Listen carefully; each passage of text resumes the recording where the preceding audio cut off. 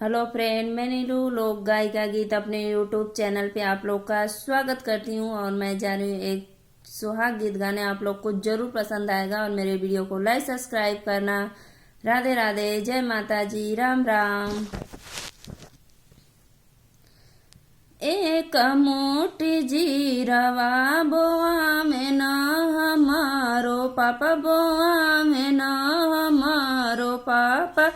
जीरवा के होला खरिहान नाजुके सोहाग।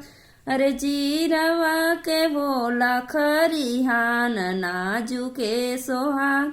एक मुट्ठी जीरवा बोआ में न हमारो पापा, बोआ में न हमारो पापा। जीरवा के होला खरिहान नाजुके सोहाग।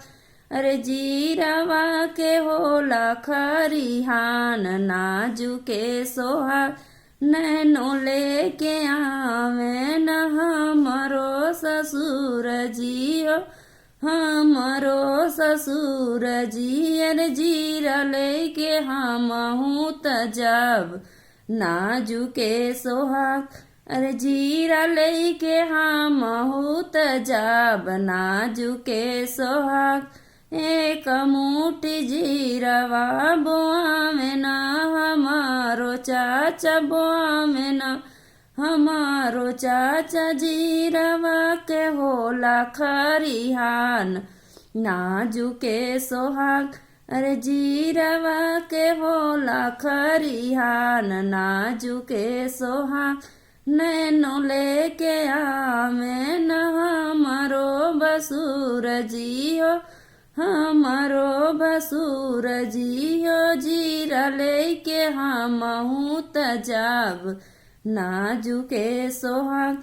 अरे जीरा लेके हमहू त जब नाजुके सोहाग। एक मुट्ठी जीरवा बोआ में न हमार भैया, बोआ में न हमार भैया। जीरवा के होला खरिहान नाजुके सोहाग।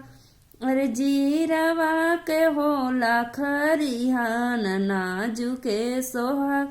नैनो लेके आवे न हमारो देवर जियो, हमारो देवर जी। अरे जीरा लेके हमहू त जब नाजुके सोहाग।